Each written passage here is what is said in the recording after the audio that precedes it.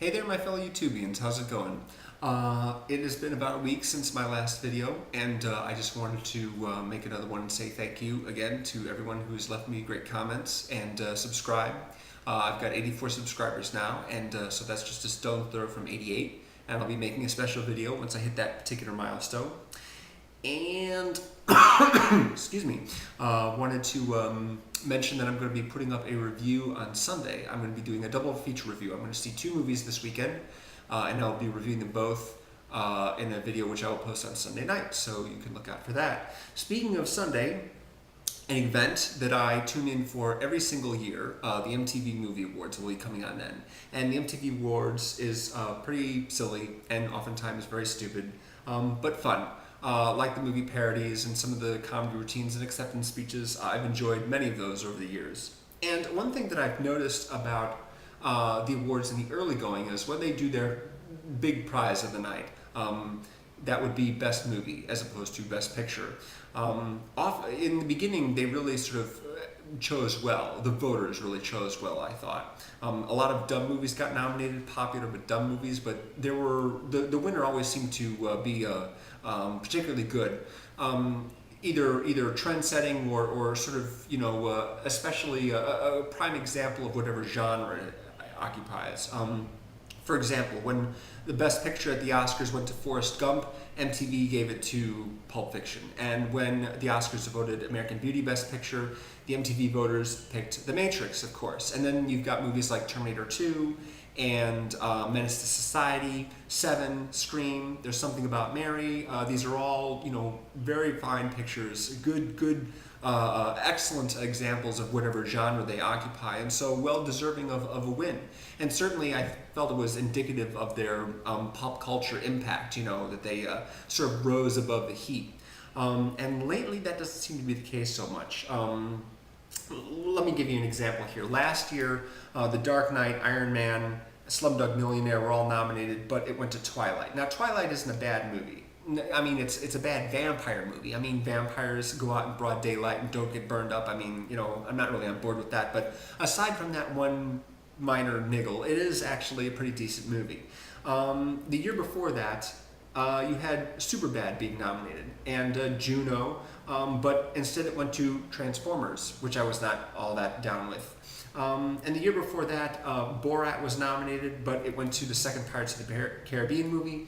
And the year before that, Batman Begins, Sin City, The 4-Year-Old Virgin were all nominated, but it went to Wedding Crashers. Wedding Crashers won. Napoleon Dynamite, never really been big on Napoleon Dynamite, but I kind of understand that one.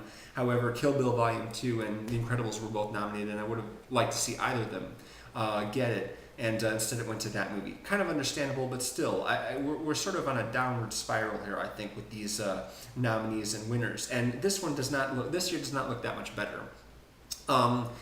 None of these nominees I'm really all that keen on. Usually there's one that I can get behind, and sometimes it doesn't win and sometimes it does, but there really isn't anything all that great. In fact, probably the best movie out of all these is Avatar. I know a lot of you probably like Avatar a lot, and it certainly is a great looking movie, nice effects. Don't care for the story, pretty predictable, yet of course it made billions of dollars, and so that has a very good shot of winning. And I could kind of sort of get behind this Harry Potter movie that got nominated. The Harry Potter Half-Blood Prince, that's the first Harry Potter movie to be nominated for the top prize. They've gotten a couple of nominations in the past for previous movies, but this is the first one that got a Best Movie nomination. Although it is probably one of my least favorite Harry Potter movies. The others are The Hangover, which I recently saw and really didn't dig all that much. New Moon, which is the Twilight sequel, not too big on that either. And Alice in Wonderland, which I thought was just flat out boring. So if you guys want to make any comments or response videos around that on the MTV Awards, if you feel like saying anything about them, please do. Please feel free to comment and what have you. I have, my favorite sketches. I think probably my favorite sketch on the show was when Carrie Bradshaw met Neo and they went into the Matrix. That was the year Sarah Jessica Parker hosted the awards. It's a very well-written sketch and a lot of fun. Jimmy Fallon played Keanu in that one. Yeah, leave a comment if you like. I also got a number of requests from people asking that I do another contest, another guessing game, because they missed the last one. Happily.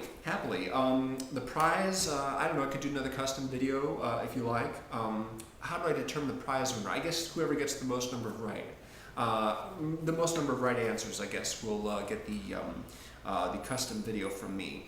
And these, again, are just more favorites of mine from this last decade. What was the funniest comedy that I saw during the last, from 2000 to 2009? Was it A, Borat, or was it Shaun of the Dead, or was it Superbad? Which of those three comedies was my favorite of the decade? Which one was the one that made me laugh hardest? Which one was the one I liked the most of these three right here? How about action movies? What was my favorite action movie of the last decade? Was it, let's see here, was it the Bourne Supremacy, directed by the awesome Mr. Paul Greengrass, the second of the three Jason Bourne movies? Or was it the first half of the Kill Bill saga, Kill Bill Volume 1, directed by Quentin Tarantino, of course?